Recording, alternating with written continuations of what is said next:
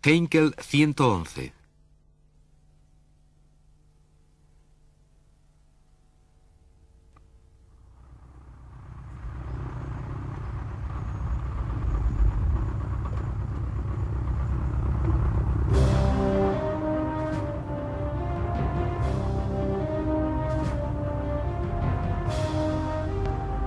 Quizás el avión que pueda representar mejor el poder de bombardeo de la Alemania durante la Segunda Guerra Mundial sea el Heinkel 111 de la Luftwaffe.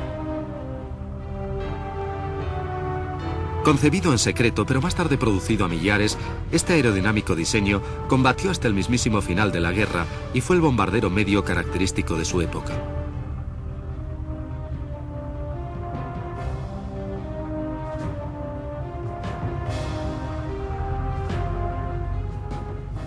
La Luftwaffe contaba con bombarderos de medio alcance, bimotores, la mayoría de ellos de aspecto fiero, que daban idea de la misión para la que habían sido concebidos.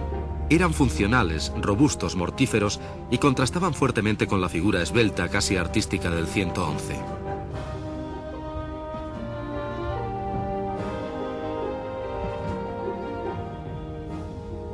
Pero las salientes torretas delataban claramente el cometido de este Heinkel. A pesar de su silueta, era un bombardero, un avión de guerra, un instrumento de destrucción.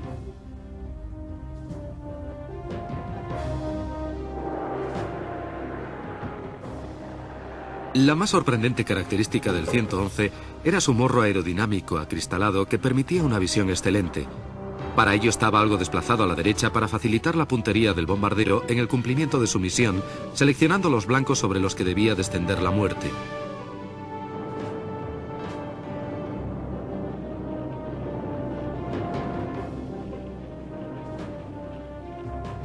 La unidad que estamos viendo fue una de las construidas bajo licencia en España después de la Segunda Guerra Mundial. Curiosamente, lleva instalados los mismos motores del Spitfire inglés que luchó contra él en la batalla de Inglaterra, el Rolls-Royce Merlin. Por lo demás, externamente, es idéntico a la versión alemana. Tenía un fuselaje con una voluminosa sección central que delataba el papel original del 111, el de transporte rápido. Pero no era más que un lobo con la piel de cordero.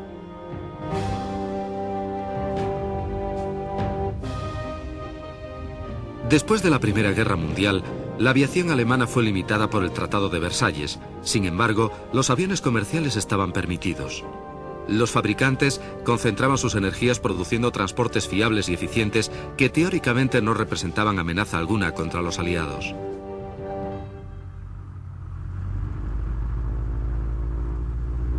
Gradualmente, iban apareciendo versiones más fuseladas como este Heinkel 70 Blitz o Relámpago, utilizado como correo aéreo pero realmente usado para probar diseños con capacidad militar.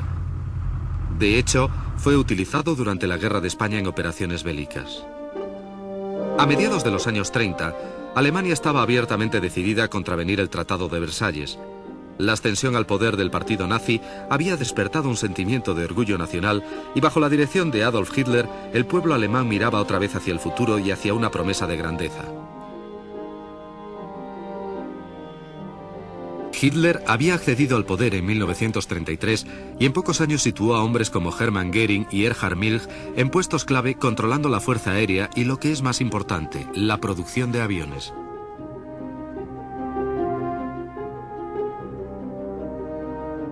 Durante los años de cárcel, Hitler escribió su libro Mein Kampf, Mi lucha, donde claramente expuso que el espacio que Alemania necesitaba para expansionarse estaba en el este. No existía duda, pues, que su objetivo final era Rusia. Pero necesitaba tiempo para desarrollar sus fuerzas y consolidar su posición dentro del país.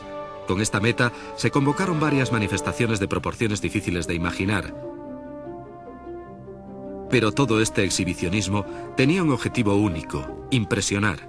De esta manera, mientras el mundo estaba absorto, los planificadores de Hitler se preparaban para la siguiente guerra.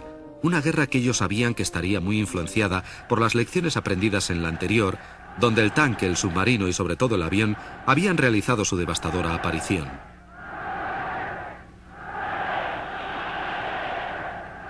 En 1934, los diseñadores alemanes recibieron directrices para desarrollar aviones capaces de ser usados como bombarderos. Heinkel, bajo un velo de secreto, aprovechó la experiencia obtenida con el HE-70 para desarrollar el 111 como transporte de alta velocidad, rápidamente transformable en bombardero moderno.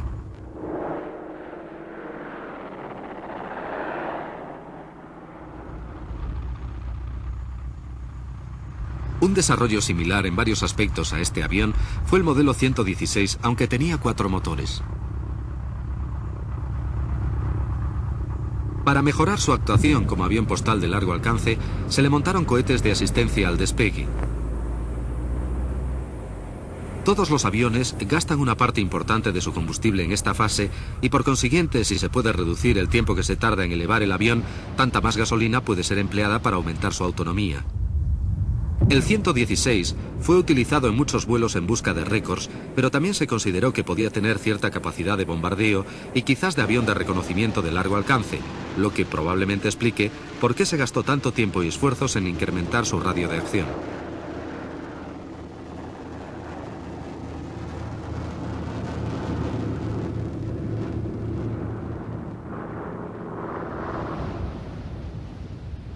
Pero algunas veces, las modificaciones fallaban y acababan en desastre. A pesar de los problemas con el 116, Heinkel perseveró con el 111 y hacia 1936 unos pocos modelos de preserie volaban con Lufthansa como transportes de 10 plazas.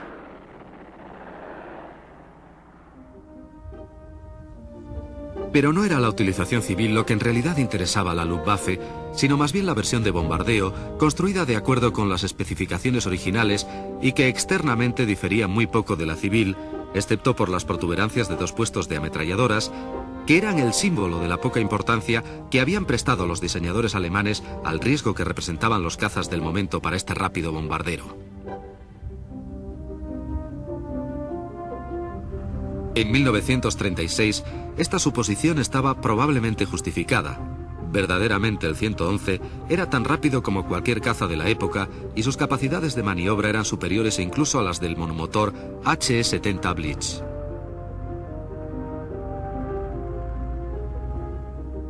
Comparado con los otros bombarderos usados por la Luftwaffe, el 111 era un paso hacia adelante significativo. No existía nada comparable a él en Europa.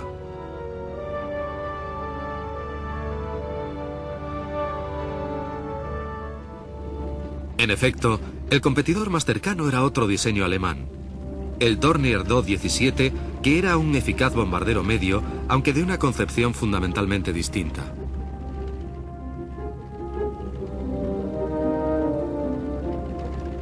Curiosamente, el Dornier 17 había sido también diseñado desde el principio como un avión comercial, como sustituto del Heinkel 70, que a su vez había influido tanto en el 111.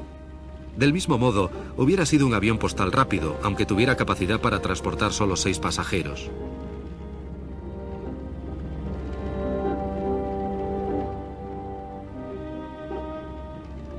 Cuando Lufthansa probó el Dornier 17 por primera vez, se demostró que tenía un magnífico comportamiento, pues era muy veloz y fiable, pero a pesar de ello, rechazaron el avión solo porque la puerta de acceso de pasajeros era muy pequeña para ser utilizada cómodamente.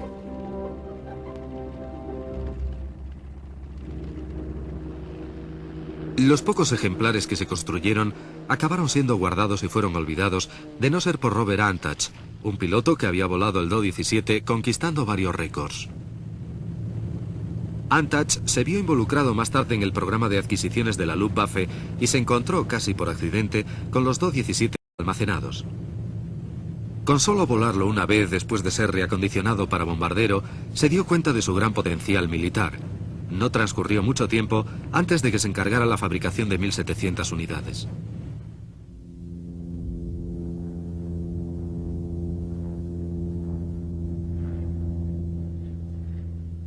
En los años que precedieron a la Segunda Guerra Mundial, en un ambiente de secreto total, ambos tipos de bombarderos fueron probados con diversas clases de armamentos.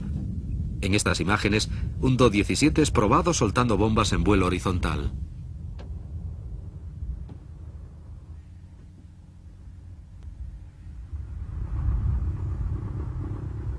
Este es uno de los primeros modelos de Do-17. La única defensa que tiene es una ametralladora disparando hacia atrás en lo alto del fuselaje. Curiosamente, todavía luce la identificación civil, sugiriendo que aún es propiedad del fabricante, aunque las pruebas se efectuaran bajo supervisión militar y en el más estricto de los secretos.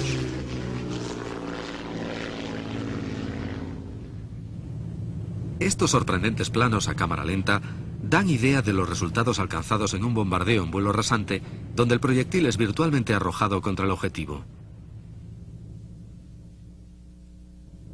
No obstante, en operaciones reales, el lanzamiento de altura, aunque menos preciso, demostró ser más práctico, pues no exponía al avión al fuego antiaéreo de tierra. En los años venideros, el fuego concentrado desde el suelo demostraría ser demoledor contra los bombarderos a baja altitud.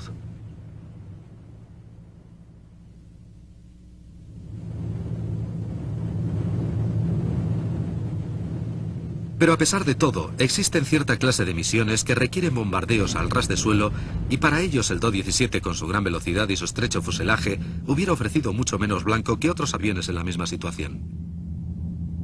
No es extraño que este modelo fuera denominado el lápiz volador. Durante su actuación en España fue llamado por los nacionalistas bacalao por el aspecto que presentaban las superficies verticales de cola.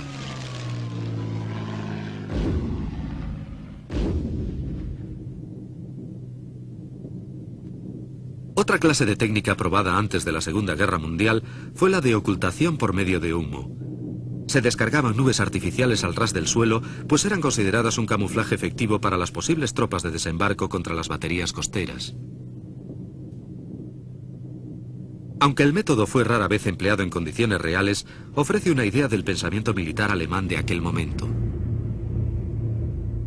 Existió un tercer y más avanzado bombardero medio de la Luftwaffe que voló junto con los otros dos. Era el Junkers 88. A diferencia de los otros, fue concebido desde un principio solamente como bombardero, sin aplicaciones civiles.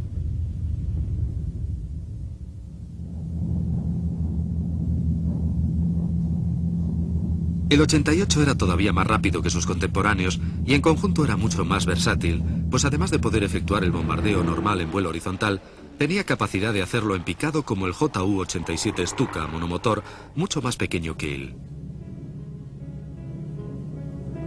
Gran parte de la fabricación del HE-111 se realizaba en una factoría estatal modelo, frecuentemente utilizada para exhibición, situada a las afueras de Berlín y que se terminó de construir en mayo de 1937. Las autoridades alemanas invitaban con regularidad a representantes extranjeros a contemplar aquellas modélicas cadenas de producción, con la esperanza de influenciar o quizás incluso intimidar a otros países mediante la tradicional eficacia alemana. En cierta medida, estos espectáculos dieron resultado y una vecina de Alemania, Francia, quedó particularmente preocupada con lo que sus oficiales vieron. Sin duda, para aquellos alemanes que habían considerado al Tratado de Versalles como un insulto nacional, la nueva situación era una muy dulce venganza. Pero el temor a las factorías alemanas estaba realmente justificado. Los nazis no estaban produciendo aquellas modernas máquinas de guerra solamente para impresionar. Existía una intencionalidad funcional en lo que estaban haciendo. Pero primeramente tenían que ganar algún tiempo respecto a su objetivo real, Rusia, y así a mediados de 1939 anunciaron un pacto de no agresión con la Unión Soviética, aunque ninguno de los firmantes esperaba cumplirlo. Gran Bretaña también sabía que el conflicto era inevitable y sin Rusia a su lado, estaba claro que la guerra comenzaría en el oeste, una guerra para la que estaba mal preparada, tal y como demuestran estos bombarderos medios de aquel tiempo. Aviones como el Whitby y el Hampton demostrarían sobradamente estar anticuados respecto a modelos como el HE-111 y otros bombarderos medios alemanes del momento. Claramente, los planificadores británicos no habían sabido apreciar el desarrollo de Alemania.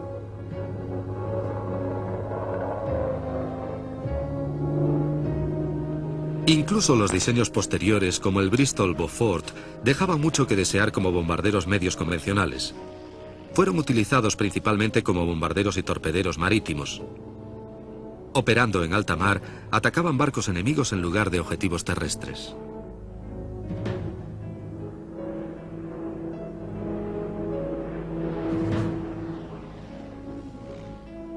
Pero entre tantos fallos, existía una excepción a la mediocridad de los bombarderos medios británicos. El Vickers Wellington era una máquina robusta y eficaz y pronto llegaría a quedarse casi solo en las misiones de bombardeo medio que también desarrolló en las primeras etapas de la Segunda Guerra Mundial.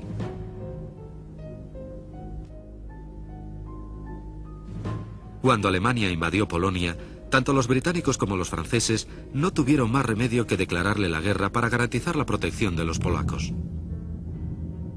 El primer acto de represalia consistía en una incursión de bombardeo de los Wellington contra los buques de guerra alemanes cercanos a la costa.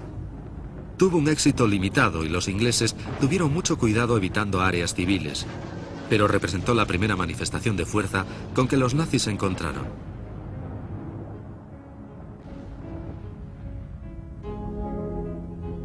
Al terminar la conquista de Polonia, la Luftwaffe dirigió enseguida su atención hacia el oeste. Noruega, Holanda, Bélgica y pronto incluso Francia caerían bajo los nazis, todas arrolladas por la denominada Blitzkrieg o guerra relámpago diseñada por el alto mando alemán. Desde el primer instante los Heinkel 111 y los Dornier 17 se vieron en el centro de todos los combates, llevando la destrucción a ciudades como Amberes y Rotterdam.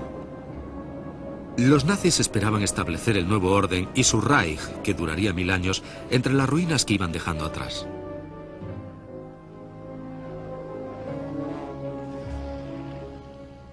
Pero primeramente tenían que subyugar a una pequeña isla. Seguramente los británicos serían vencidos o al menos estarían dispuestos a pactar y permitir a los nazis proseguir con su verdadero objetivo allá en el este. De 1940 en adelante, cientos de bombarderos medios alemanes hostigarían sus objetivos en las islas británicas, esperando obtener el mismo éxito que con otras naciones. La confianza debía ser grande en el momento de cruzar las primeras flotas de bombardeo alemanas el Canal de la Mancha para destruir los aeropuertos de la Royal Air Force y los aviones allí estacionados. La Luftwaffe trató de ganar el control del espacio aéreo británico, privando al mismo tiempo a la RAF de la oportunidad de contraatacar.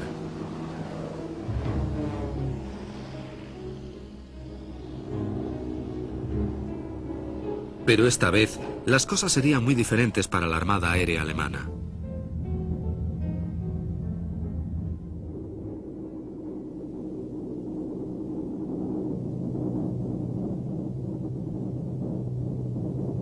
En muchos aspectos, el Heinkel 111 representaba aquello que los primeros planificadores de la Luftwaffe habían defendido o atacado. Quizás el mejor estratega de todos ellos fue el general Walter Weber. Tenía intuición y era un excelente planificador. Las decisiones de Weber influyeron en la Fuerza Aérea desde fecha temprana, exactamente desde 1933. No era un entusiasta del papel a desarrollar por el bombardero medio, pues había leído el Mein Kampf y probablemente conocía las ambiciones personales de Hitler en Rusia. Con esta intención, había apoyado firmemente los bombarderos cuatrimotores de largo radio de acción que permitirían volar muy adentro de la Unión Soviética y destruir sus armamentos justamente en los centros de producción, donde se pueden obtener los mejores resultados con el menor esfuerzo. Desgraciadamente, Weber murió mientras volaba un Heinkel 70 y sus planes no fueron nunca puestos en acción.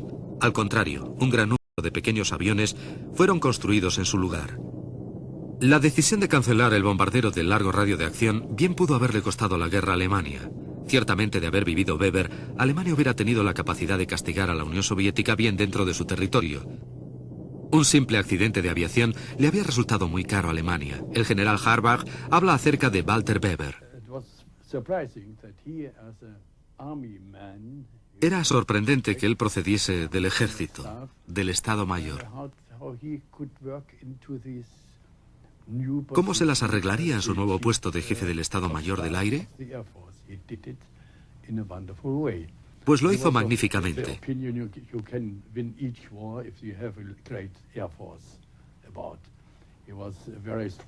Él opinaba que no se necesitaban cazas, sino bombarderos más rápidos que los cazas. Werner Seiss, piloto de Heinkel 111, explica que esta afirmación era demasiado simple. El caza tiene tantas ventajas respecto al bombardero. En muchos casos, uno se encuentra indefenso y frecuentemente reza para escapar de ese jaleo.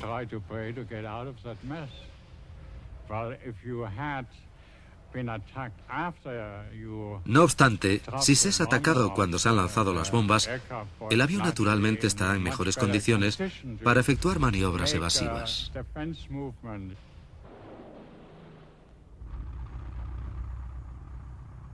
Pero sin embargo, las pérdidas de los 111 sobre Gran Bretaña fueron muy grandes.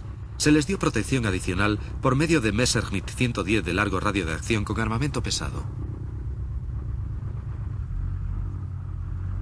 El 110, o destructor como fue llamado, llevaba suficiente combustible para acompañar a los bombarderos medios, tanto a la ida a los objetivos británicos como a la vuelta. Ahora, siempre que los 111 despegaban en misión de bombardeo, un número sustancial de cazas de escolta bimotores procuraría darles la protección necesaria.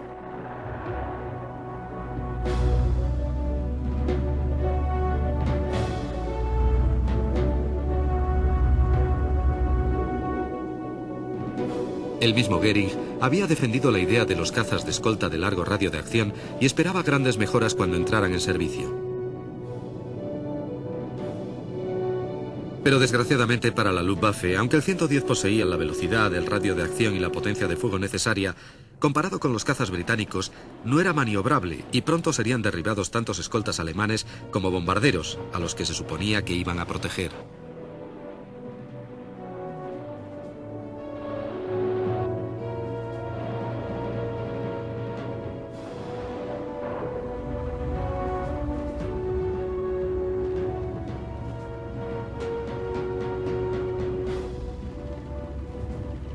El Messerschmitt 109 alemán era maniobrable y probablemente capaz de defender a los bombarderos de la Luftwaffe de los Spitfires de la RAF.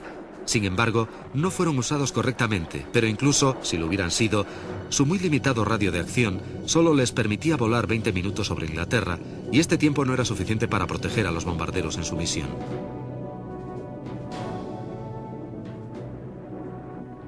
En el verano de 1940, Spitfires, Hurricanes, Messerschmitt y Heinkels trenzaban el cielo sobre Gran Bretaña mientras la batalla de Inglaterra entraba en los libros de historia. Dado el alcance limitado de los 109 y la falta de fuego defensivo de los bombarderos, el final era probablemente inevitable.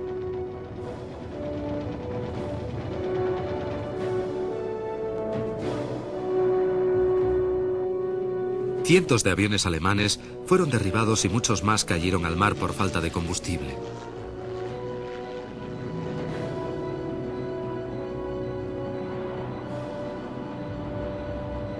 En unas pocas semanas, la Luftwaffe había encontrado un obstáculo que no podía superar y no solo su mito de invencibilidad había quedado roto, sino que también el apoyo de Goering al cazadestructor Messerschmitt 110 había resultado ser una equivocación.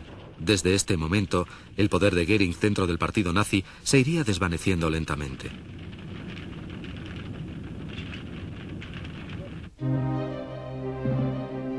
Pero las cosas resultaban peor para las tripulaciones de los 111. Aquellos hombres no tenían más remedio que vivir o morir con los errores de Goering. El tiempo dentro de un bombardero alemán en el verano de 1940 debía transcurrir muy lentamente.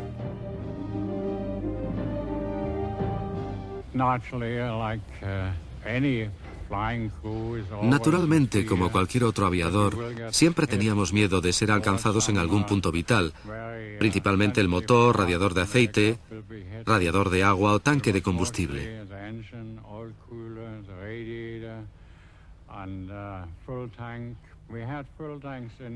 Teníamos tanques de combustible con un recubrimiento especial de caucho y estaba relleno de goma líquida.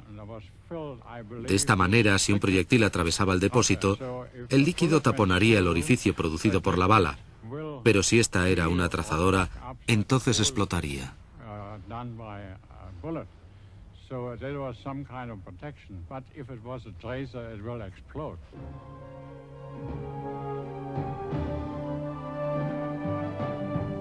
Ambos contendientes probaron diferentes maneras de reducir sus pérdidas, pero después de los primeros combates, la guerra ya no era entre dos fuerzas aéreas, sino más bien entre la Luftwaffe y el pueblo británico. Enfurecido por la falta de éxitos, Hitler ordenó a sus armadas aéreas atacar a las ciudades británicas en la llamada Batalla de Inglaterra. Pero todavía existían otros obstáculos. Los británicos tenían el radar que les permitía vigilar a los aviones intrusos. Como contramedida, la Luftwaffe adoptó más adelante una invención, también británica, que consistía en lanzar cintas de aluminio para confundir a los operadores de radar en tierra. Esto solo representó una solución temporal mientras continuaba el Blitz. Pero ahora en misiones nocturnas principalmente. La artillería antiaérea era muy buena en Inglaterra. Tenían cañones de grueso calibre y los disparaban con mucha precisión. Como dije antes, las cintas de aluminio ayudaban, pero no te podías escapar sin impactos. En un ataque dando vueltas sobre una ciudad como Londres, con tantos cañones apuntándote, lo más seguro es que te alcance algún disparo.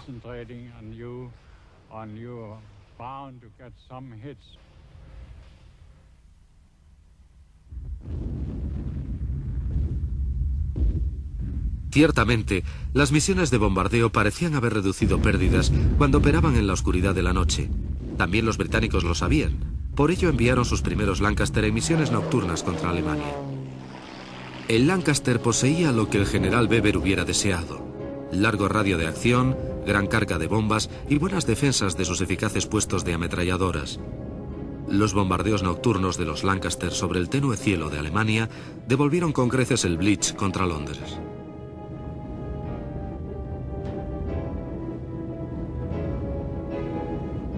Pero tanto con 2 como con 4 motores, los tripulantes experimentaron las mismas dificultades: artillería antiaérea, caza nocturna, problemas mecánicos y algo común a todos los hombres: sencillamente miedo.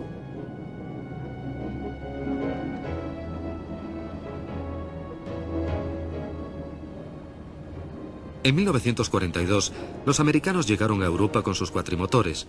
La octava Fuerza Aérea estaba totalmente comprometida con la idea del bombardeo estratégico de los medios enemigos de producción. Y sabían que la mejor manera de llevarlo a cabo era con bombarderos como el B-17 y el B-24 de 4 motores. Estaban claramente de acuerdo con lo que Walter Weber había proclamado 10 años antes.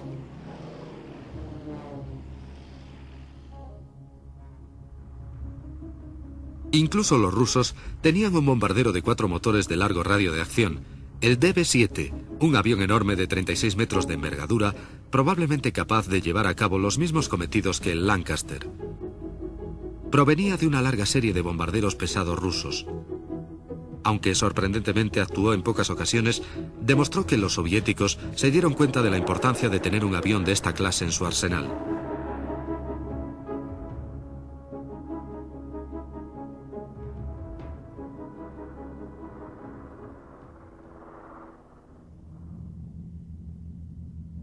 Otro combatiente del eje era Italia, un país que parecía estar apasionado por los aviones de 3 motores.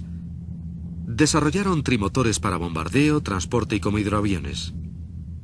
Aunque el tercer motor parecía tener sus ventajas, privaba al bombardero de su tradicional posición central, el morro del avión. En su lugar era relegado a un puesto en la parte trasera del fuselaje. Esto saboya su envidiable reputación por su fiabilidad.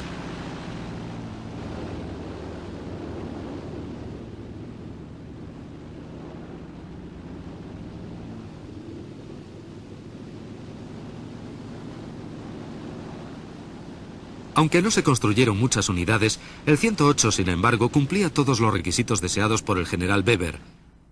Poseía largo radio de acción, gran capacidad de bombas y un fuego defensivo adecuado. En muchos aspectos se comportaba igual que el B-17. La Fuerza Aérea Italiana utilizó frecuentemente sus 108 para atacar objetivos marítimos e instalaciones costeras.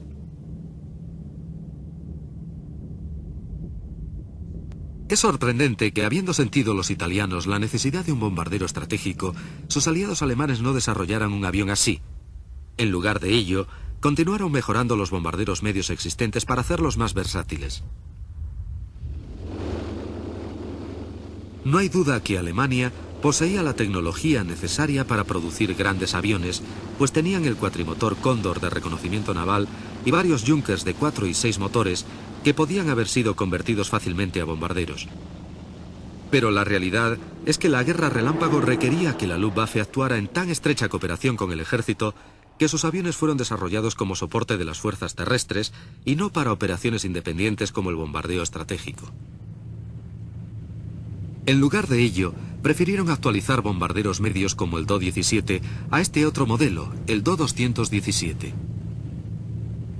Tenía una amplia bodega de bombas y una razonable carga útil, pero su mayor virtud era la versatilidad. No era un avión especializado, sino más bien un comodín para todo, ideal para cubrir las necesidades del ejército. Sin ser modificado, podía pasar a ser un bombardero en picado simplemente con utilizar los frenos situados en su cola, una gran mejora respecto a los frenos instalados en las alas.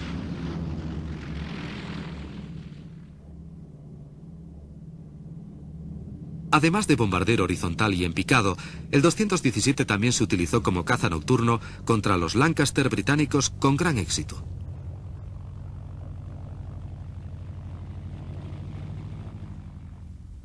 Se construyeron cerca de 2.217 actualizados, incluyendo unos pocos con un tercer motor instalado dentro del fuselaje que movía un compresor que alimentaba a los otros dos motores en las alas para mejorar sus prestaciones a gran altura.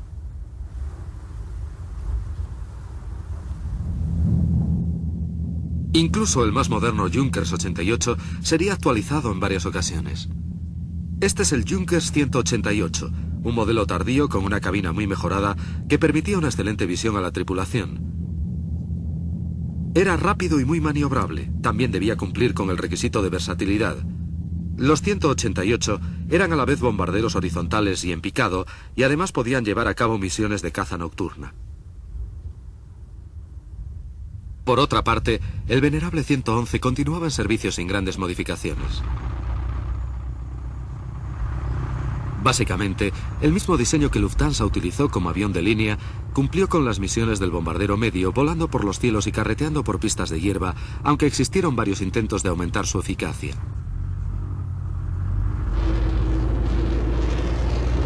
Igual que se habían efectuado pruebas con el Heinkel 116 para reducir el tiempo de despegue e incrementar el radio de acción, el 111 también utilizó cohetes de asistencia.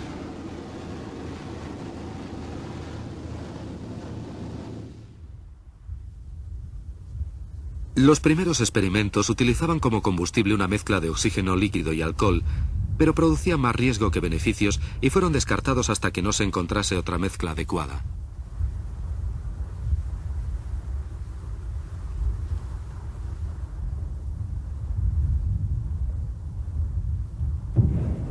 Un combustible mucho más satisfactorio era la mezcla de peróxido de hidrógeno y alcohol metílico, como el que impulsaba a los famosos aviones cohete alemanes. Los ingenieros desarrollaron unos cohetes que podían ser rápidamente instalados bajo las alas de los 111 justo antes del despegue.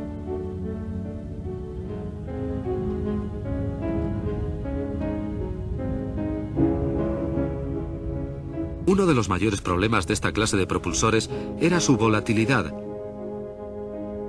Si entraban en contacto entre sí por cualquier error, se podía causar un gran daño, tanto al avión como a los que estuvieran trabajando con él. Por eso se tomaban siempre las mayores precauciones.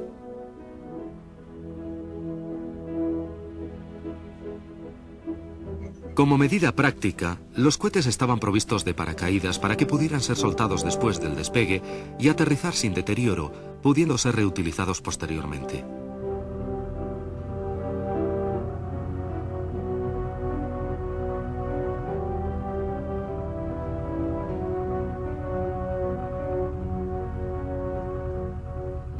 Cuando los motores de explosión aumentaban las revoluciones y el avión empezaba a correr, el piloto encendía su fuente adicional de potencia y el 111 era sacudido por el impacto de un gran empuje extra.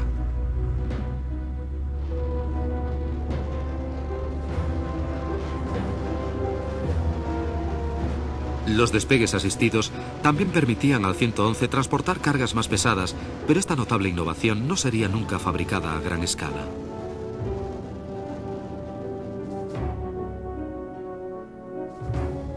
En otros cometidos, también demostró el 111 su versatilidad. Por ejemplo, como lanzador de misiles. Esta técnica mortífera unía uno de los muchos diseños desarrollados por la compañía Henschel con los motores cohete.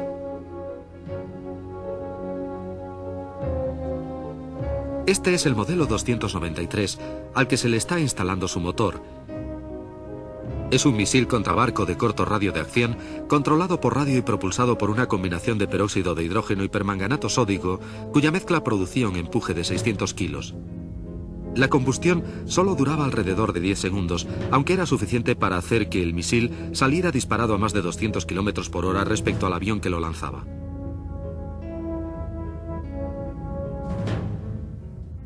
Alemania utilizó bombas dirigidas como esta con considerable éxito en el Mediterráneo y en el Golfo de Vizcaya. Su principal ventaja era que permitía al avión nodriza permanecer lejos de los cañones enemigos cuando lanzaba su carga de muerte. La otra ventaja del 293 era su precisión, conseguida por medio de un radiotransmisor montado en el avión nodriza que enviaba señales a un receptor en el misil. Con esta unidad, el operador, situado en la parte delantera de su Heinkel 111, podía ajustar constantemente la posición del misil hasta el momento del impacto.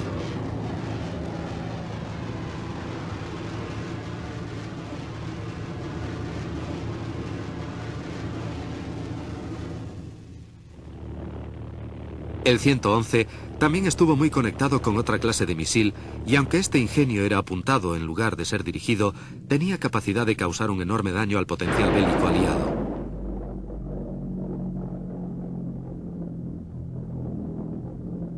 La V1, aunque normalmente disparada desde una rampa, podía ser también lanzada desde un Heinkel 111 especialmente equipado. A pesar de que algunas veces se haya dicho que no representaba un peligro efectivo, la V1 era capaz de causar un gran daño a la población británica. El general Eisenhower dijo de ella que la consideraba una gran amenaza para los desembarcos en Normandía.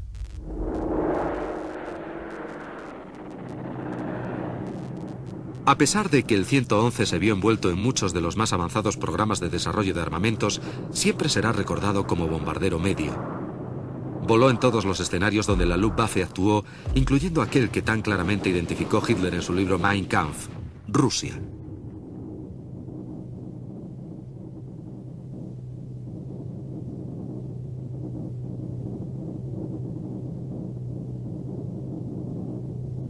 Desde el comienzo de la Operación Barbarossa, que era el ataque sorpresa de Hitler a la Unión Soviética, los 111 fueron usados en combate contra el enemigo. A lo largo de aquella terrible campaña, luchando en las peores condiciones, este anticuado diseño de 1934 trató de penetrar en Rusia lo más lejos posible. Pero su problema era el radio de acción. Después del ataque inicial, los rusos, en un esfuerzo sobrehumano, desmontaron sus factorías y las trasladaron al este de los montes Urales.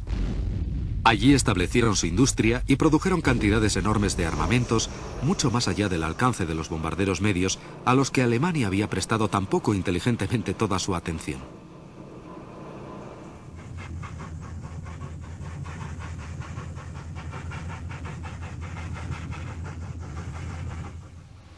Si la demanda de Weber de bombarderos de largo radio de acción no hubiera sido cancelada, la Luftwaffe hubiera tenido casi con certeza un avión similar al Lancaster o al B-17, con el cual podría haber perseguido a los rusos a lo largo de los Urales y haberles privado de las armas que después serían utilizadas sobre el propio suelo alemán.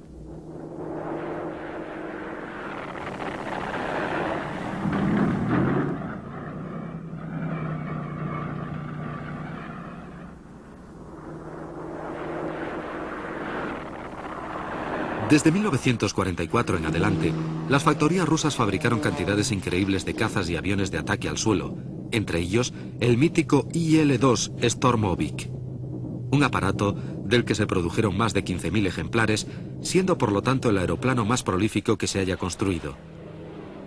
Además, esa fantástica cantidad se consiguió en unos pocos años.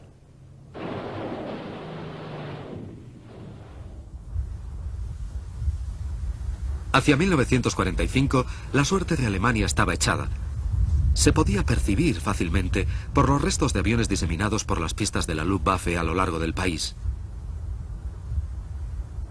Era el resultado de un martilleo constante desde tierra y aire conforme los aliados iban estrechando el cerco en todos los frentes. Desde aquel momento, una cierta cantidad de 111 caerían en manos de los aliados. Por supuesto, algunos ejemplares aislados habrían sido ya capturados durante la guerra. Los británicos estaban particularmente familiarizados con este modelo, que incluso llegaron a utilizar alguna vez como transporte en su propio beneficio. Pero cuando la guerra se terminó, existía la posibilidad de estudiar el 111 más detenidamente para ver cómo y por qué funcionaba, así como los secretos de su construcción. Este es un equipo de recuperación americano en vías de desmantelar uno de los últimos modelos del 111 apresado recientemente como botín de guerra. Sería desmontado convenientemente para poder ser embalado y enviado a América por barco, de forma que se pudieran establecer comparaciones sobre los puntos fuertes de su construcción. Incluso aunque, en muchos aspectos, era un bombardero anticuado mucho antes de que la guerra terminase. La Luftwaffe había demostrado que el 111 poseía muchas facetas interesantes que la Fuerza Aérea Americana deseaba analizar y comparar en su cuartel general de investigación en Ohio.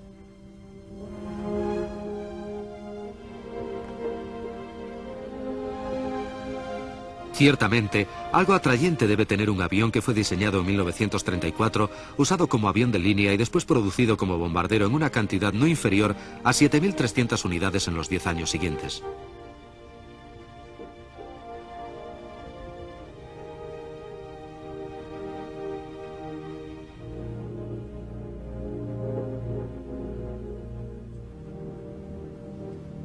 Pero quizás ahí residía el problema.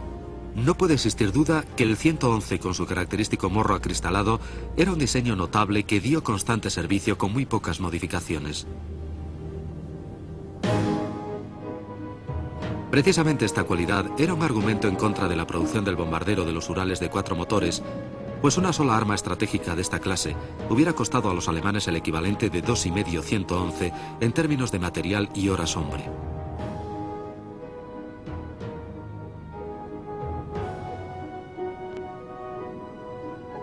Si solamente se hubieran construido 1 millar de bombarderos de los Urales, al menos en el momento de perseguir a los rusos en su retirada, quizás Alemania habría podido ganar otros 12 meses, tiempo más que suficiente para que sus nuevas armas, los reactores y cazas cohete, desmontaran la ofensiva aérea aliada, dejando a la nación en posición de negociar la paz.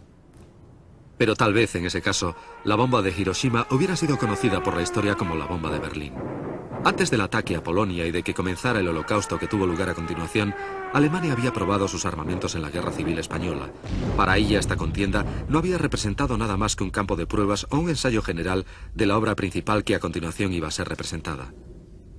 El bombardeo de Londres fue ensayado en miniatura en Guernica. Las formaciones de cazas por parejas, que hoy siguen siendo usadas por todas las fuerzas aéreas del mundo, también se ensayaron en España.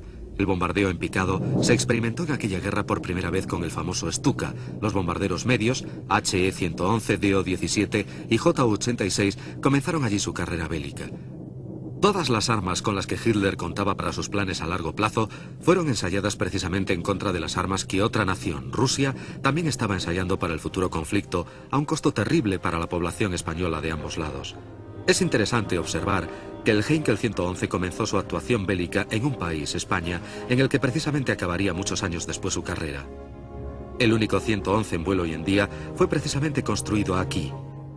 Los que alentaron su desarrollo, Hitler y Göring, hacía ya tiempo que habían desaparecido, cuando España, necesitada de algún tipo de defensa, construyó un avión anticuado que fue utilizado tanto para transporte como para enlace y avión táctico.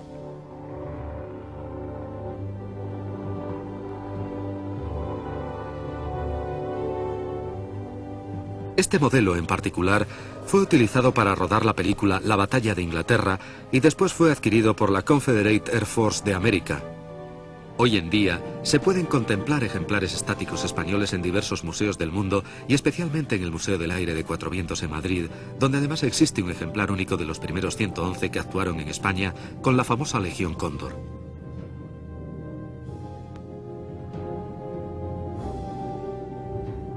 La mayor diferencia entre los Heinkel españoles, denominados Pedros, y los que devastaron media Europa, estriba en sus motores, pues empleaban los Rolls-Royce Merlin británicos, similares a los que usaron los Spitfire y Hurricane para dar caza a los 111 sobre los cielos de Gran Bretaña.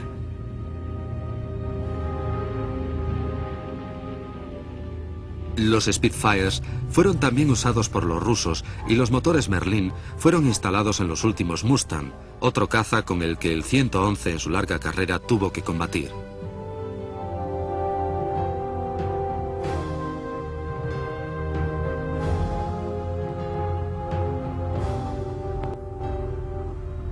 Concebido en secreto debido a las restricciones de Versalles, el 111 solo engañó durante un breve lapso de tiempo al mundo cuando fue puesto en servicio como transporte civil.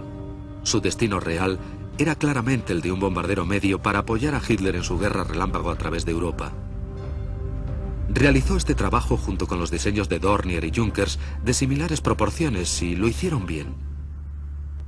Pero nunca llegaron a tener éxito con el papel asignado a los bombarderos de largo radio de acción que Weber había previsto. El Heinkel 111 será siempre recordado como el bombardero secreto.